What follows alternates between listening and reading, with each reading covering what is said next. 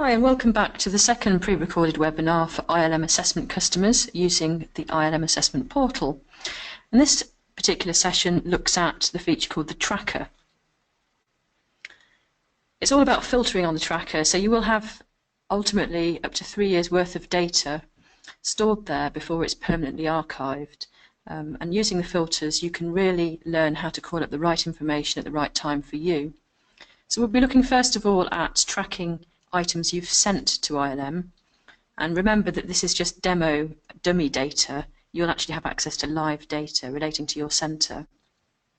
The second thing we'll look at is tracking results, and we'll also look at dealing with potential resubmissions. So if we log on to the site again, if you've actually sent some items to ILM, your tracker will be populated. If not, it'll be blank. On this demo tracker, you can see I've got a mixture of items, and I'll go into this in more detail in a bit, but we'll just have a look at the different columns. Please also look at the guide for more detail. So on the far left we've got the ID, and as I said in the previous session, each individual assessment submission has its own ID. Under the batch, if you've given a name to the batch upon submission, you can track it here. So if I put in test 2 and click on filter, I see just the items for test 2. This will remain blank if you haven't given a batch name. It's entirely up to you. Always click on clear filter so that you go back to all of the results. Now the submitted column contains a date, and this is actually the date of submission to ILM. The SLA target is 25 working days after the original submission date. If the items are submitted, it'll appear as the 25-day difference. If results have been sent back, this will contain the actual date of the results, so you can see the difference between the date submitted and the date of return. We've already talked about some of the other columns. Unit, again, you can click on if you want to check the name of the unit. We have a column here called category. Now, a new item relates to an assessment you've submitted for a learner for the very first time for a particular unit.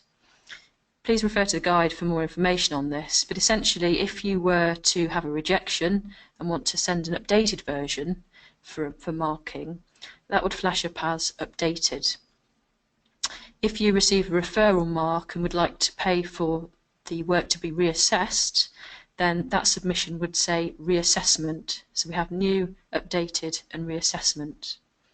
The status column is essential, and we'll look at that in a second, and we'll look at how the result, action and mark column populate when you get results.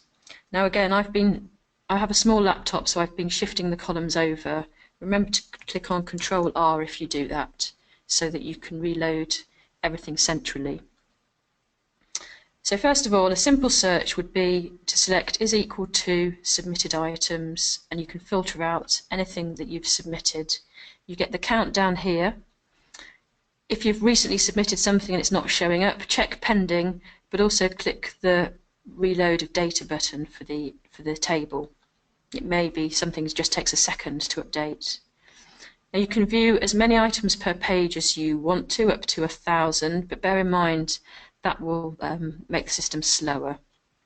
You can also skim from page to page, but I only have one page populated here.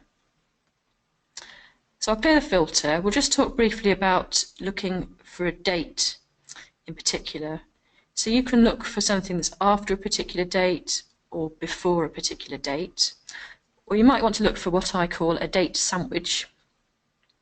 So for example, if you wanted to filter items that are due to come back at the very latest on the 9th of March, the 9th is actually the filling between two pieces of date bread. So the 9th comes after the 8th of March and before the 10th. So somewhere between the 8th and the 10th. So click on filter, and there you have just the 9th of March. So you could filter on submitted, and you could filter on a particular date, and you've done a double filter, but always clear filter to go back. Now if you want to look for items that are completed, this will show you any results that have come through where you have a pass, and the idea is it's completed because it's been a satisfactory result for both ILM and yourselves. If it's not a pass mark, if it's a referral, it will come back as status referred.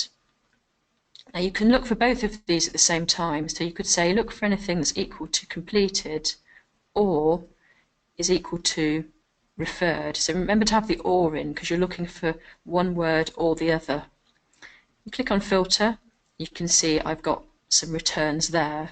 So again, I can filter it further on a particular unit type or a learner or any of these other columns. So you'll see now we've got some results. So these columns populate as well when the results come through. And you can also download result sheets. So you could download an individual sheet, so click on that or right click and save as, depending upon your browser. Or you could select to download multiple result sheets by clicking on the download result sheet button. And again, where your downloads are stored to and how they download is related to your browser, so please experiment, but contact us if you've got any queries. In Google Chrome, I've set up, for example, for it to show in my download section, and I've unzipped a number of result sheets, so that's why it's come in that zipped file. You can also export data to Excel. Now, we recommend doing this on a search, because if you try and export hundreds of items in one go, this will take a long time. So I'm just going to click on Export to Excel, and you'll notice you have a sheet with a date in it, and it'll say Send to Report. And this will give you the data. It won't give you the result sheets, but you can copy the data off very easily. So I had 3 items in that search, and you can see it's carried through the result and mark.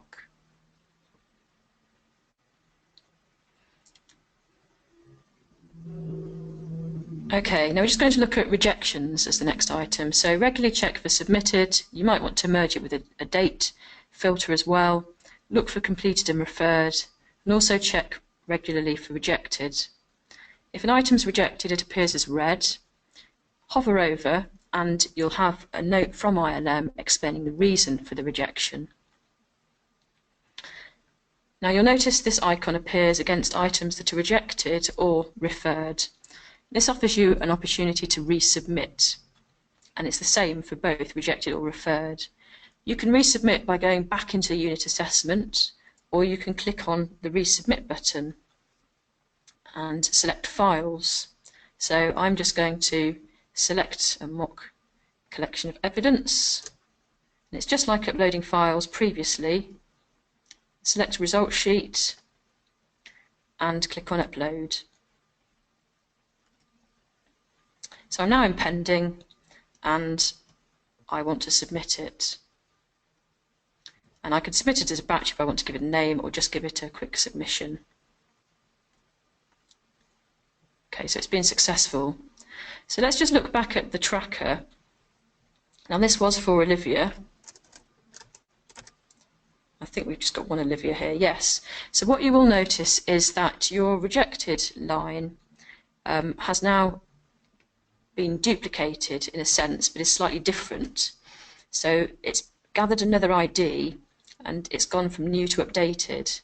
Now the reason for this is so that you can track how many times you've submitted an assessment to us, and so can we. So you can count that actually on this new item, the first ever, it was rejected, but you've since sent an updated version and that's in submitted status. Now you've not heard back from ILM, so there aren't any results to come through for this line, and you can't actually resubmit something that you've already submitted. So if you were to click on this, you'd get a note saying that this is an old record. And that's essentially it. So please have an experiment, please look at the guide, log off for this session, and do get in contact with us if you have any queries.